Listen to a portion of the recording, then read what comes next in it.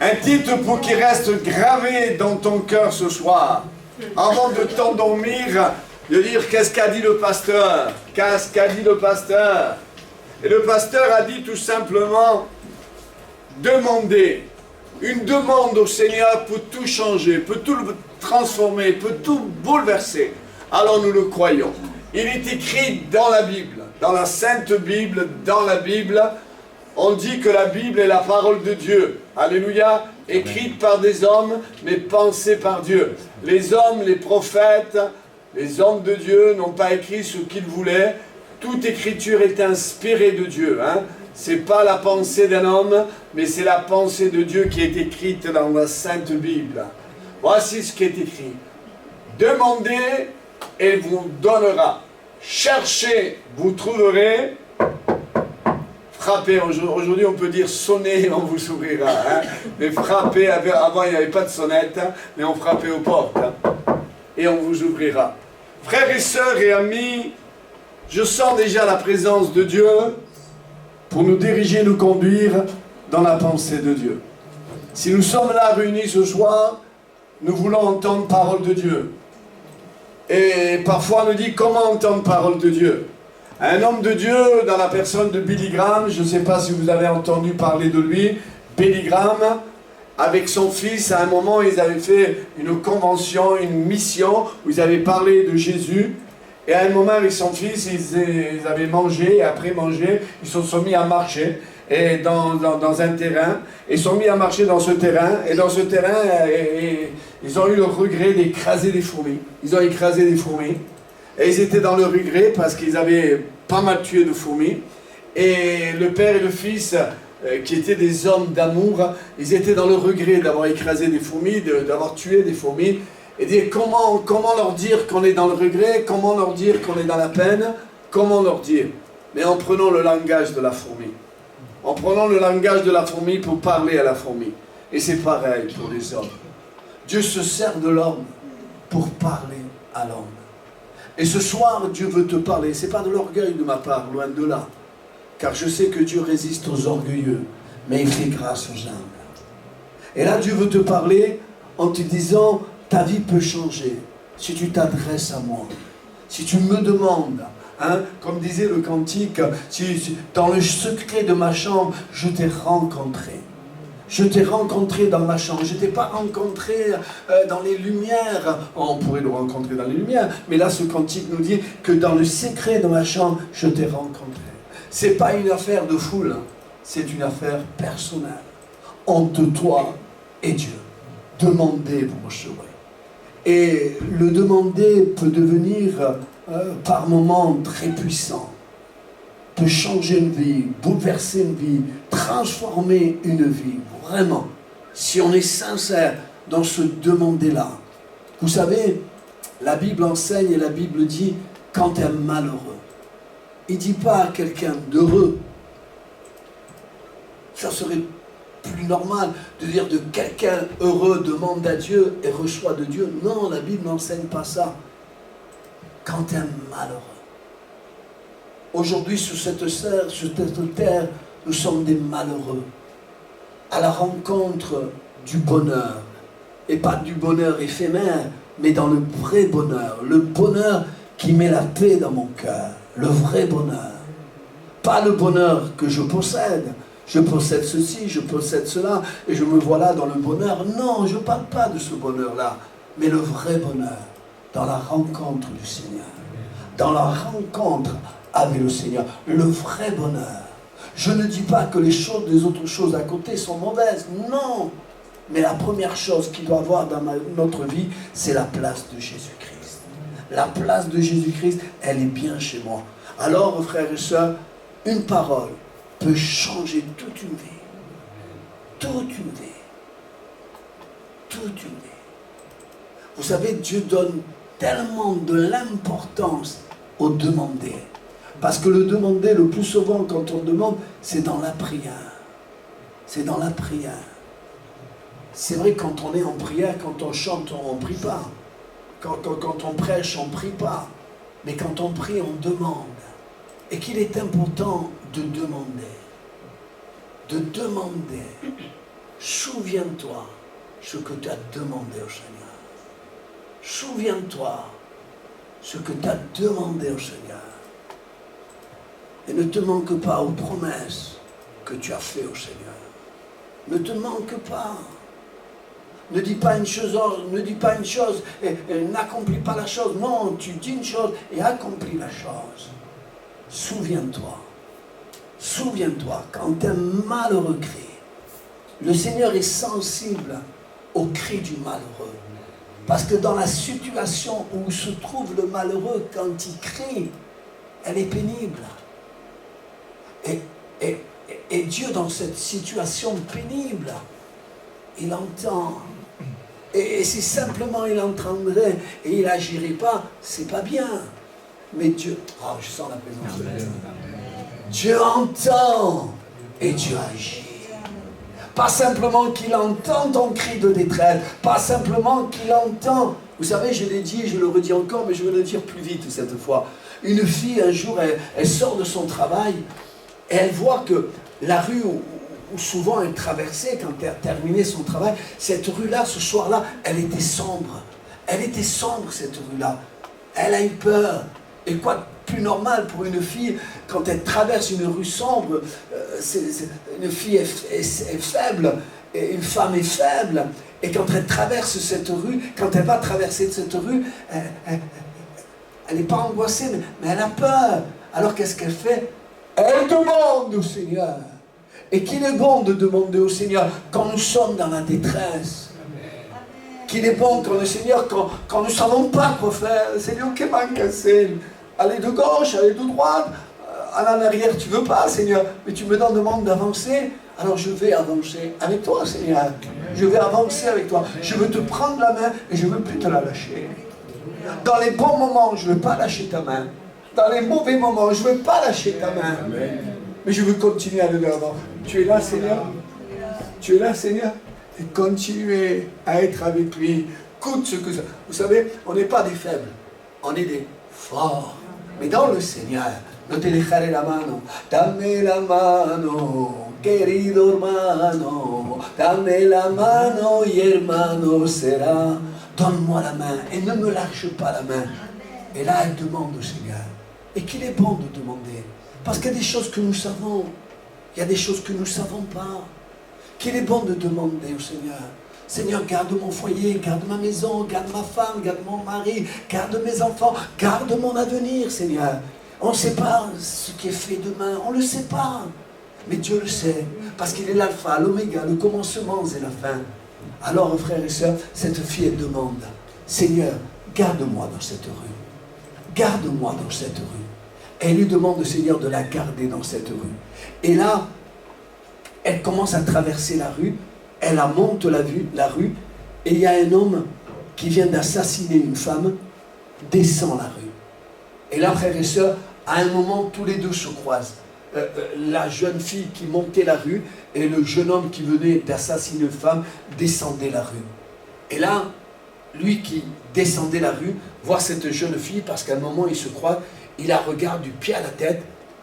Il aurait voulu le faire du mal. Mais là, quelque chose s'est passé. Parce qu'elle a prié. Elle a demandé au Seigneur. Qui c'est qui a demandé au Seigneur et a été exaucé par le Seigneur un jour? Je ne vous regarde pas, mais je le crois que vous avez levé votre main. Et là, frères et sœurs, elle traverse la rue. Et quelque temps plus tard, dans les actualités, dans la radio, on dit qu'un homme a tué une femme. Et cet homme, il a été arrêté au poste de police. Et sa photo sort. Et la jeune fille qui a monté la rue a reconnu cet homme qui descendait la rue. Alors elle va vers la gendarmerie, vers le poste, et il dit, voilà cet homme, je l'ai vu. Et là, ils le font passer devant elle, et dit, oui, c'est lui qui descendait la rue. Mais lui, il a reconnu son crime. Alors cette jeune fille, elle est partie. Mais quand elle est partie, avant de partir, sortir de la police, elle va avoir une pensée. Elle va retourner vers le gendarme, le policier, et va lui dire, vous pouvez lui poser une question à cet homme qui a assassiné cette fille. Vous pouvez lui demander pourquoi à moi, il ne m'a pas fait mal. Pourquoi à moi, il ne m'a pas assassiné. Vous pouvez lui demander.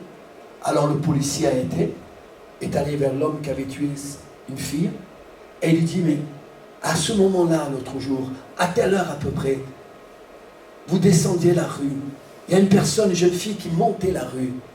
Pourquoi à elle, vous ne l'avez pas tuée, vous ne l'avez pas fait mal? Alors, il se met à penser, une fille qui montait la rue, moi qui descendais la rue, après avoir assassiné déjà cette fille, pourquoi elle, je ne l'ai pas fait mal? A dit oui, je me souviens. Je me souviens, j'aurais voulu lui faire du mal à elle. Parce qu'elle, elle a prié. Parce qu'elle, elle a demandé. Et la puissance de la demande a une grande puissance. Quand on demande, Seigneur, bénis mon foyer, bénis ma femme, bénis mes enfants, il y a une protection. Il y a une bénédiction. Parce que Dieu dit ça dans sa parole et il ne se manque pas à sa parole. Demande-moi et tu recevras. Et là, frère et soeur, dit oui, je me souviens que cette fille remontait la rue et moi je descendais la rue, je l'ai regardée, j'aurais voulu lui faire du mal. Mais à côté d'elle, il y avait un homme très grand, très costaud à côté d'elle, qui l'a gardée, qui l'a protégée. Oui, c'était sa prière. On applaudit le Seigneur. Alléluia. C'était sa prière. Demandez, demandez, vous recevrez. Frères et sœurs, on ne fait pas des réunions de prière pour faire des réunions de prière. On ne fait pas des réunions de prière pour se faire voir, non. Pour se faire entendre, non. On fait des réunions de prière pour que sa parole se mette en pratique. Demandez, vous recevrez. Et là, frères et sœurs, un homme sur la croix, et je termine, un homme sur la croix, sa destinée, elle est terminée. Parfois, il y a des choses, ça cabao, c'est fini pour toi. Il n'y a plus de grâce, c'est fini pour toi. C'est fini. Oh, que c'est malheureux. On peut même tomber dans la déprime. Peut-être même on peut tomber dans l'angoisse. Peut-être même on peut tomber dans la peur. C'est fini pour toi. Mais pour cet homme, c'était fini. Il était sur la croix. À côté de Jésus, c'est vrai. Mais il était sur la croix. Mais à un moment, une grâce lui a été accordée. Une grâce, comme à toi ce soir. Une grâce. Une simple grâce. Ne croyez pas que Dieu est quelqu'un de spectacle. Il fait un spectacle. Non, Dieu n'est pas auteur de spectacle. Et auteur de vie qui rentre, qui pénètre dans le cœur. Dieu veut que des cœurs le servent. Il ne veut pas que tu sois... Le plus grand commandement, il y a 10 commandements. Vous savez, Moïse a donné les commandements au peuple hébreu, les 10 commandements. Mais dans les 10 commandements, il y a un commandement qui dépasse les autres.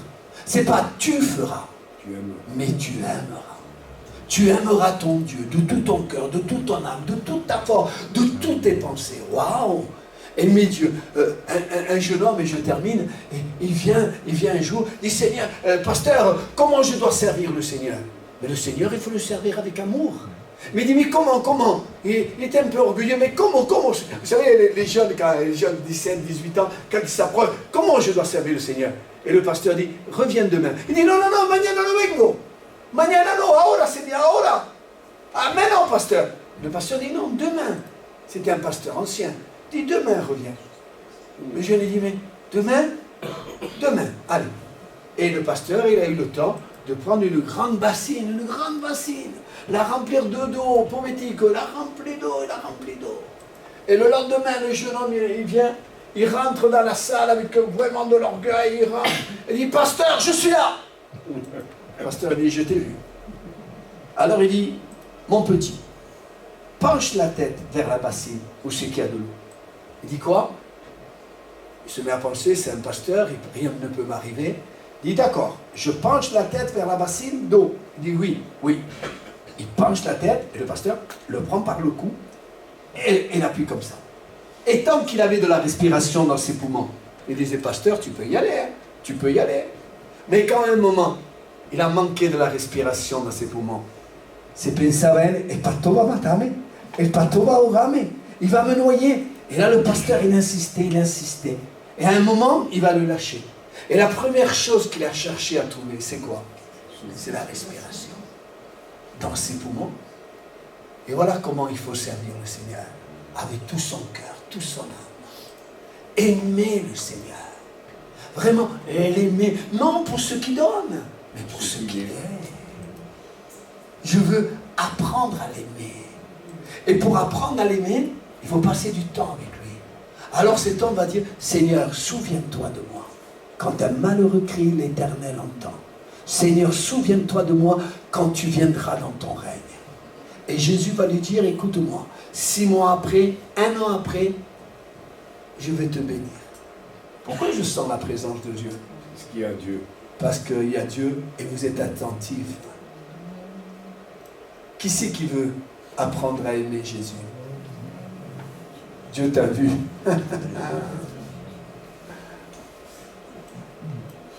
Aujourd'hui même, tu seras avec moi au paradis.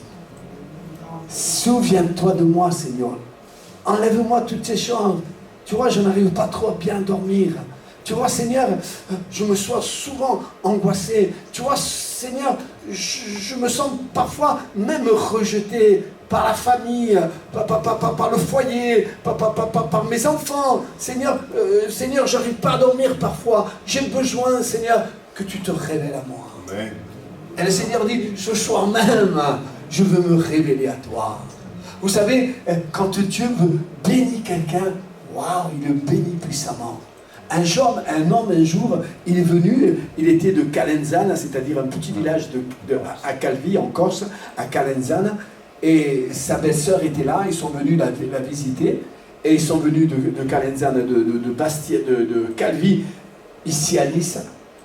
Jamais ils étaient venus à une de nos réunions, et sa belle-sœur était chrétienne, on l'appelait la petite Jeanne, pour certains qui l'ont connue. Et elle a mené à cette réunion. Et José Cortés était en train de prêcher. Il est rentré dans cette salle, l'homme et la femme et sa belle-sœur.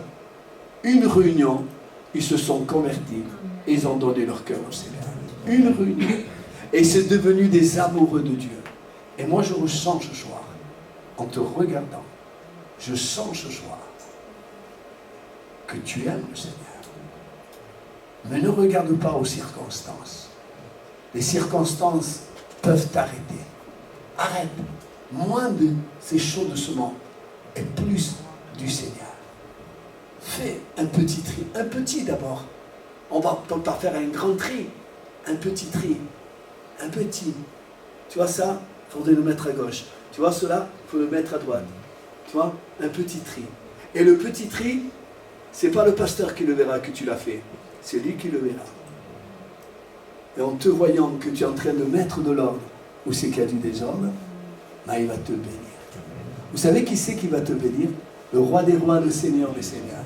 Et quand il bénit une personne, la personne est à côté du fils, de la fille, du père, de la mère. Quand il bénit une personne, il bénit une famille tout entière. Il a béni. Il a commencé à bénir José Cortés. Il a commencé à bénir José. Et combien à travers José, tout ce que nous sommes là, nous avons été bénis en lui. Alors à combien plus forte raison, si toi, le papa, la maman, décide de laisser rentrer Jésus dans son cœur ou dans son appartement, que dans l'appartement on commence à mettre de l'ordre. Non, ça oui, commence à mettre de l'ordre. Quand les enfants disent des gros mots, non, pas de gros mots ici. Parce qu'ici, dans notre maison, habite le Seigneur. Et commence à mettre de l'ordre. Le Seigneur le voit. Oh, je sens la présence de Dieu parce que Dieu veut bénir. Dieu veut te bénir. Ce n'est pas une grande prédication, mais c'est simplement des mots simples. Demande-moi à être béni par moi. Et tu seras béni par moi. Oh, pas extérieur. Et s'il y a de l'extérieur, tant pis, tant mieux. Mais il veut te bénir intérieur. Intérieur. Je vous donne ma paix. Je vous laisse ma paix. Mais non comme le monde la donne. Franchement, je sens la présence de Dieu. Et plus encore, je sens du sérieux. Je pourrais tous vous baptiser ce soir. C'est tellement palpable le sérieux qu'il y a en vous. Parce que vous savez que cette parole ne vient pas de l'homme, mais que cette parole vient de Dieu. Laisse-moi te bénir. Tu me demandes, tu reçois. Et pas simplement, bénis mon fils, et bénira ton fils. Mais si tu en as 7 de fils, il faudra bénir les 7 fils. Oui. Si tu as 7 filles, mais il continuera à bénir tes filles. Si tu as des projets, mais des projets pas loin du Seigneur, il bénira tes projets. Et tu verras que, waouh, je voudrais dire cela. Ça ne rentre pas trop dans ma prédication, mais quand même. Je veux regarder les yeux de ma femme ou les yeux de mon mari, et je ne veux pas attendre la Saint-Valentin pour lui dire je t'aime. Hein? Parce qu'il y a des gens qui attendent la Saint-Valentin pour dire je t'aime à sa femme ou à son mari. Ou peut-être à son enfant. Parce que parfois, on n'a pas tendance de dire je t'aime à nos enfants. Amen. C'est vrai. Ça fait longtemps qu'on ne dit plus je t'aime aux personnes quand même. Un frère a une sœur a une sœur. Un mari a une femme. Un ami aussi. Un ami, je peux dire un ami je t'aime. Oui. Un cousin. Moi, pour Laurent, ça a été un ami vraiment. Alors, nous ne sommes pas appelés à des mauvaises choses. Nous sommes appelés à des bonnes choses. Dans le Seigneur, il n'y a pas de mauvaises. Il n'y a que des bonnes. Alléluia. Que Dieu vous bénisse. Que Dieu vous garde. Passez une bonne soirée. Mon seul abri, c'est toi. Toujours mon cœur te chantera, car tu me délivres. Et chaque fois que j'ai peur, je m'appuie sur toi. Je m'appuie sur toi. Et dans ma faiblesse, le Seigneur me rend fort. Mon seul abri, c'est toi.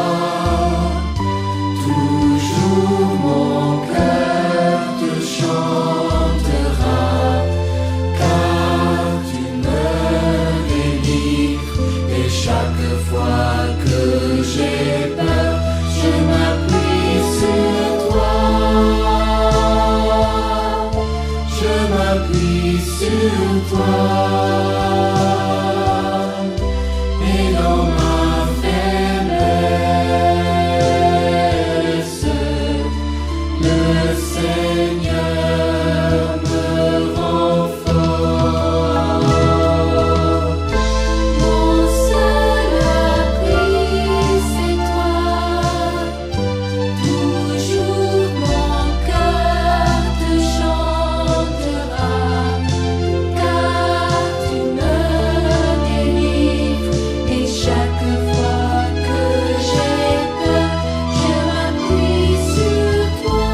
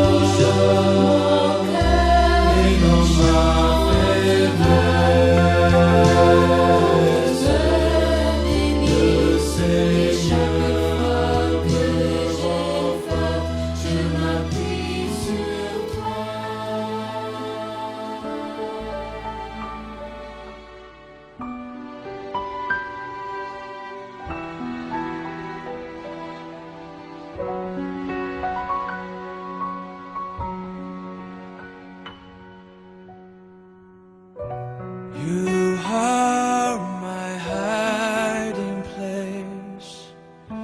You always fill my heart with songs of deliverance. Whenever I am afraid, I will trust in you. I will trust in you. Let the weak say I am strong in the strength of the Lord. You are my